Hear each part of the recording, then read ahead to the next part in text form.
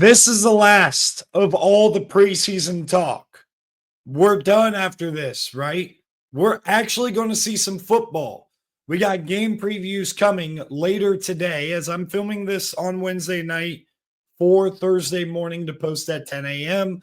Change the schedule because I did get this done sooner.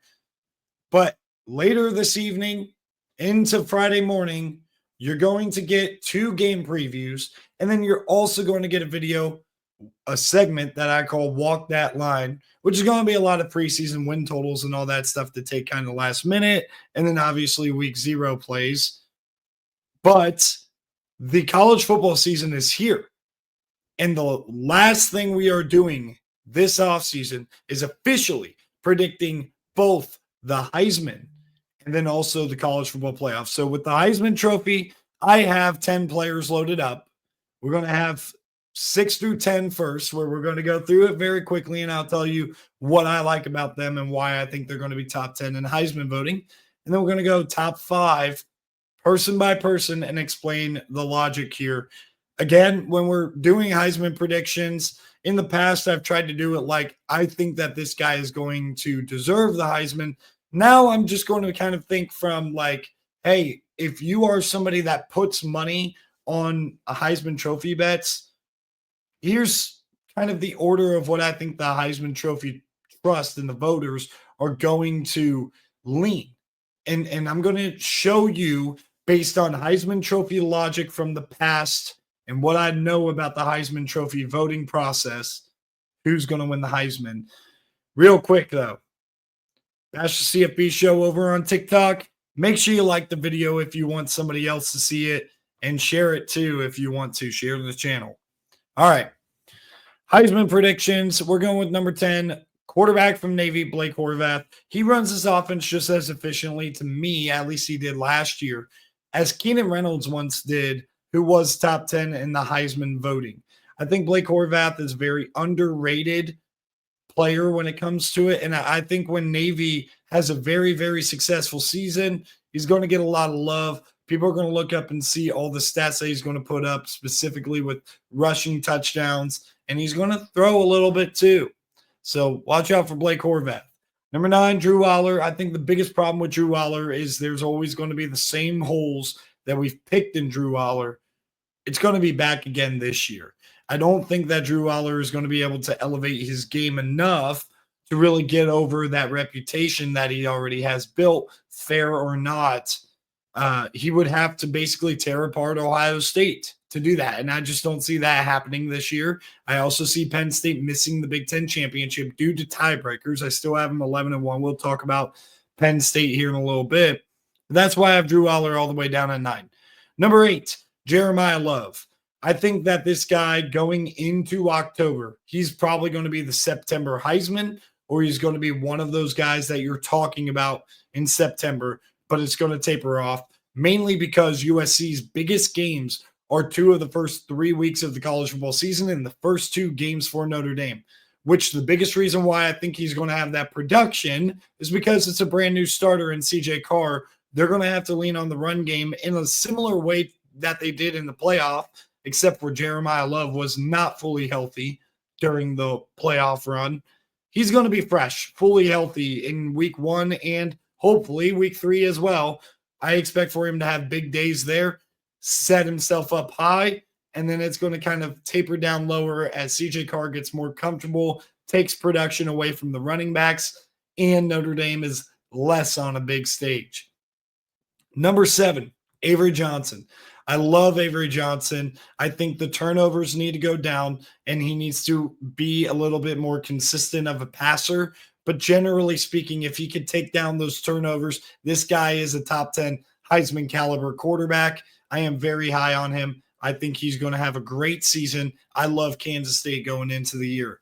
Number 6, Oklahoma's John Mateer.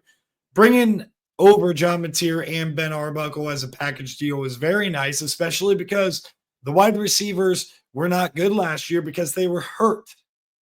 And if your biggest concern is offensive line, having a quarterback like John Mateer who was able to run for 800 yards, and a lot of that was scrambling around and making plays. This guy's a baller. He can really play, and he's very accurate. and smart with the football. I love John Mateer. He's going to be just missing New York. I think we're going to have 5 finalists. He just missed the cut at number 6. So here we go. Top 5. Number 5, I got Julian Sand. I think he's going to have a huge year. If you think about the targets that he's throwing to, Jeremiah Smith is the best player in college football. I think a lot of people agree with me on that. And then you also have Carnell Tate, tore up Texas last year. And then Brandon Ennis was named a captain. He has had, from everything I've heard, a huge year in the offseason, or a huge offseason in development. And he is ready to step up. There are people saying that it's not a crazy take that Brandon Ennis, could lead the team in receptions over Jeremiah Smith. Receptions, nothing else. I heard that on Menace Sports, and I kind of agree with Chris over there. Max Clare, tight end. Watch out for him, too. He's an X factor. Some people still are not fully aware of how good Max Clare is. I saw this guy pancake Abdul Carter in the run game, but he is a receiving threat. He is nasty in the receiving game. I think he's a first-round tight end and maybe the best tight end in the country. That's what Julian Sand has to work with. I think he's going to have close to maybe 40 touchdowns passing, and he's going to have about 4,000 yards. As long as he takes care of the football, he's going to New York, in my opinion. Number 4, Cade Klubnik. I like Cade Klubnik a lot. I think that when you're talking about NFL draft, I keep telling people in my life, people at work, shout out to you if you're watching, that this guy has the highest floor out of all of these quarterbacks you're expecting to go to the NFL draft. And I think that floor is going to translate when he puts up a lot of production. Now, I do have Clemson losing 2 games early. I think that's going to set Cade Klubnik back. And then Heisman voters, because they don't watch every game like they probably should, they're going to look up in mid-November and be like, hey, have you guys seen Cade Klubnik's stats? And look, Clemson's now, in the lead to try to get to the ACC championship. Hey, we got to start thinking about Cade Klubnik. But I do have him losing the conference championship to number 3, Carson Beck. And mainly because I think it could be a little bit sloppy early, especially against Notre Dame in that secondary. But I think that his best game is going to be in that ACC championship. I expect for him to light up that secondary. That is probably the Achilles heel of the Clemson defense. I think that Carson Beck is going to finish off hot. And if he's going to finish hot, he's going to pull ahead of Cade Klubnik and be invited to New York as a Heisman finalist. Number 2, though, Arch Manning. I think Arch Manning is going to have a pretty solid day, even with no matter what happens against Ohio State. I don't think that's going to be a major setback. I mean, if you remember, Jaden Daniels won the Heisman Trophy after getting blown out against Florida State week 1. It was very forgotten about after he was able to light it up. And Arch Manning's going to have plenty of opportunity to light up the stat sheet. The only issue I have with this is I think a lot of this, too, will be name recognition, because I do believe that run game and the game control aspect that Texas is going to have this year is probably going to taper the production down for Arch Manning. I think that they're going to run the ball a lot. They have a lot of running backs. They're going to try to develop that offensive line in both ways, pass pro and run game. But they're going to use a lot of these late game scenarios, or not even late game. They pull out in front of somebody 21-0 in the second quarter. They're going to start coasting. And they have a lot of opportunities to have that happen. So I think Arch Manning is just going to fall short to Jeremiah Smith. I think Jeremiah Smith, I thought about it, and I just think that Ryan Day and Brian Hartline are going to find so many creative ways to get him the football that take that I had heard earlier, I like it. I like that take. I actually do disagree, though. I think Jeremiah Smith is going to he should have at least 90 receptions this season. I think before the Heisman voting, he might even have 100. I think they're going to find a lot of creative ways to get him the football. Use him in the screen game, use him in the little RPO game that they like. Remember that kind of drag route with the blockers that he just house called against Oregon. It was an RPO play with him motioning over, and they were able to get him on that little, I said drag, it was a flat route.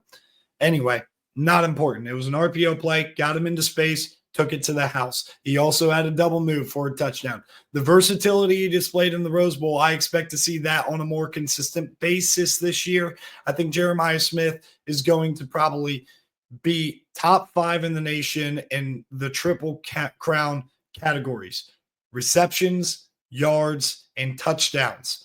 That's why I think Jeremiah Smith is going to be your Heisman Trophy winner. So there you have it. Again, this is just, I think, how the Heisman voters are going to think. I think Arch Manning's biggest reason why he'd be ahead of Beck and Klubnik is going to be because of his name, not necessarily his production. So it goes against everything I stand for, but I did it anyway. We are going straight to the playoff predictions now. Let's get straight into it. I am excited to reveal to you my field of 12 this season. Boom. Here we are.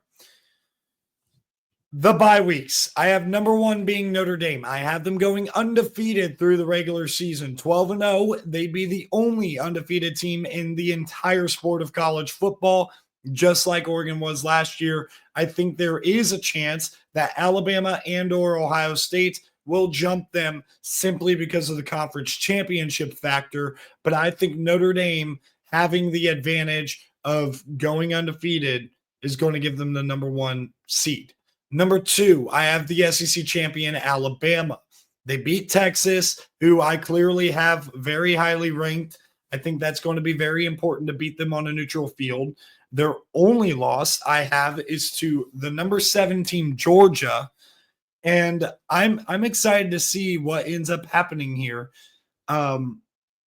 If we get this type of scenario, because you could also talk about Ohio State.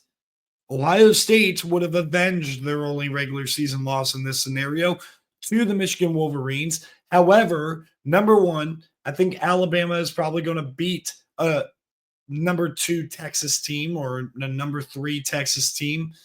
And I also think that late loss, Ohio State losing, winning a rematch, might not exactly elevate them the way that you think. So I got Ohio State ranked at number 3. Penn State I have at 4. They missed the Big Ten championship, but I had them 11-1. I had Ohio State, Michigan, and Penn State all 11-1 in conference play. So that's why Penn State is going to get that 4 seed in the bye ahead of 5 seed Texas. I think the other thing too is what's going to anchor Penn State a little bit is their only losses to Ohio State, which so is Texas, granted, before Alabama. But I think also they have more depth as far as meat on the bone. Like I'm really high on Nebraska. I have that as a win. I still think Oregon's a top 20 team. I have that as a win.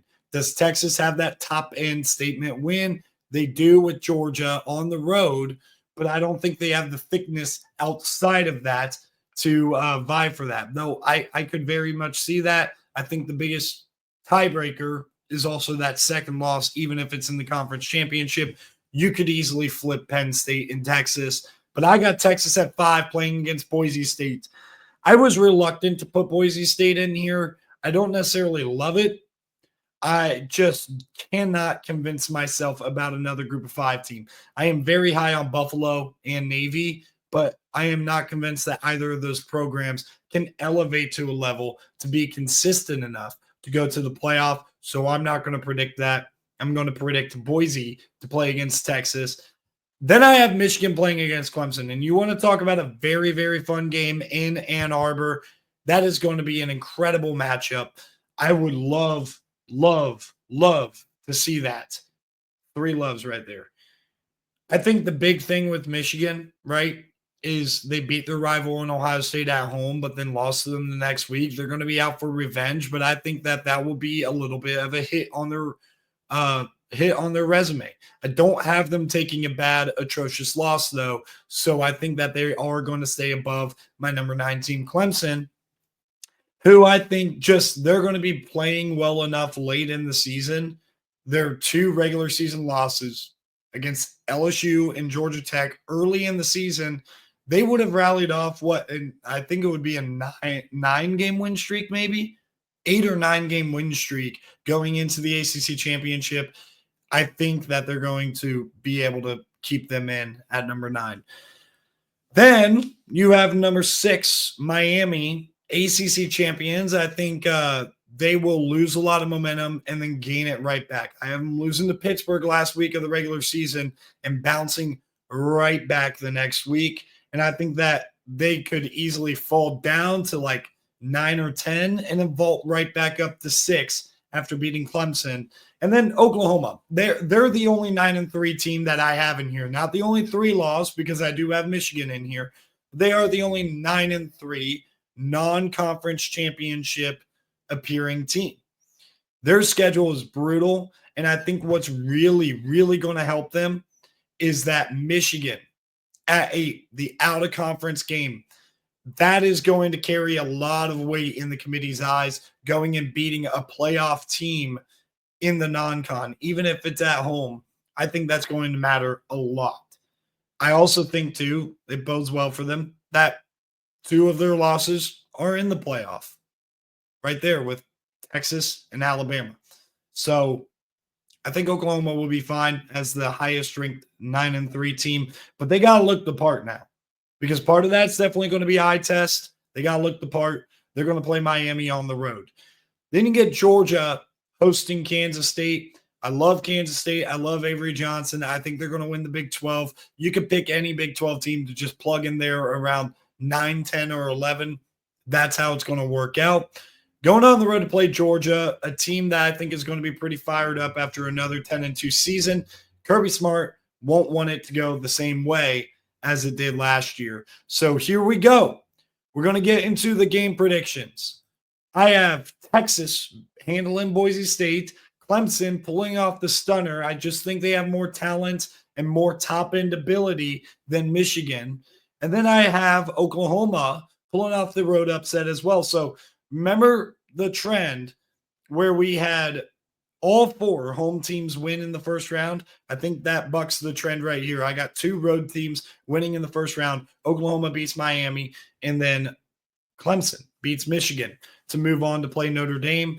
Ohio State's going to play Oklahoma. Texas and Penn State would feed families. That's incredible. And then a rematch of Georgia and Alabama, where I do have the Georgia Bulldogs winning in the regular season. I think they're going to be able to handle Kansas State. Now, when you're talking about Georgia, Alabama, I want to start there. Kirby Smart has lost to Alabama so many times before, and I have him getting over the hump in the regular season. Does he do it in the postseason? I think so. I think that Kirby Smart, when he gets that win, he's not going to have his team be complacent about it. This is going to be a tough win, but I think the difference between the two is I think Kirby Smart is going to be more comfortable with his team's identity in January than Kalen DeBoer will be when the quarterback play is going to be limited and Alabama is going to try to rely on that, because I think that's what Kalen DeBoer is going to try to do. I got Georgia winning there. I got Ohio State beating Oklahoma. I think at the end of the day, the Ohio State line of scrimmage is going to be able to match up pretty well with the tough Oklahoma defense. And then I also think that Oklahoma offensive line at some point will bite them. I think it very well could against Miami, but I really think that if it doesn't against Miami, it's definitely going to against Ohio State. I have Ohio State winning there. And then I got Notre Dame beating Clemson. This is going to be a tough matchup. I think this one's going to be close. I think the best 2, or really there's not even a bad quarterfinal game, but I definitely think like the ones that are the closest down to the wire are these top 2. I just think Notre Dame pulls it out in the end. And I think Texas gets a win against Penn State to get back to the semifinals to play Notre Dame. This Texas team is going to be very motivated, playing really good football. I think coming off of an SEC championship loss, they're not necessarily going to be happy with that. And I also don't trust James Franklin. If you're giving him time off to prepare for a team, I think that he would be completely outcoached. I know Penn State fans are going to be disappointed. I know what the story is, but again, this is a season you probably could be happy with. It's just they're ready to be over that mountaintop. So we set up the semifinal, a rematch between Georgia and Ohio State from the 2022 college football playoff that we all know what happened. Ohio State missed the kick as time expired. And then you got Texas and Notre Dame, two of the biggest brands in the sport of college football, national type of brands. Everybody knows Hook 'em. Everybody knows Touchdown Jesus. Here we go with the semifinals. I have Texas beating Notre Dame. I am very high on Notre Dame. I did put a future on Notre Dame to win the national championship, but I am not picking Notre Dame to win it. I have them falling short in the semifinals. I think this is going to be a classic game. I don't think anybody is going to be capable of blowing Notre Dame off the field. I think that highly of the Fighting Irish, but at the end of the day, Texas is going to be playing their best football. They're going to be hard to beat. And I think Georgia is going to defeat the Ohio State Buckeyes in the semifinals, just like they did in 2022. Obviously, I don't think it's going to end the same way. I think this is going to be a lot lower scoring of a battle, but kind of a similar situation to the Alabama game. When you get these guys into a little bit of a cage match, I trust Kirby Smart in a cage match over anybody, virtually any coach in the country. And I think he's going to have the personnel to do it. I got Georgia. Everybody's sleeping on Georgia. I got them going to the national championship where they would play against Texas in a rematch. They lost at home against Texas. And this time, I think the Georgia Bulldogs will get their revenge. The thing about Georgia is this, right? Everybody always sleeps on Georgia when you shouldn't. I think we fell asleep on the possibility that Georgia could win a national championship after they lost to Alabama in the SEC championship, knowing very well that they'd be in the playoff. And guess what? They beat Michigan handily, and then they went on and beat Alabama. Whether you want to blame it on injury, I don't really care what the excuses are. I love this Georgia team and how they are able to progress. Kirby Smart, he has mentioned how he was ready to get out of last year. He was done with last year, and you get a rematch against one of the teams that beat you in the regular season in Texas. I think they get the job done. I think they beat the Longhorns and win the national championship. So that would be Georgia's third national championship in 5 years, Kirby Smart's third national championship. And I truly believe that you're going to see them restate that, hey, we're here. We're the dominant program in college football. It's not Texas. It's not Ohio State. Miss me with that. It is the Georgia Bulldogs. I think that's what Kirby Smart's going to do. That is my firm belief. Thank you guys for tuning in. That's my prediction. Let me know down below who you think will win the national championship and the Heisman. I'll see you guys in the next video.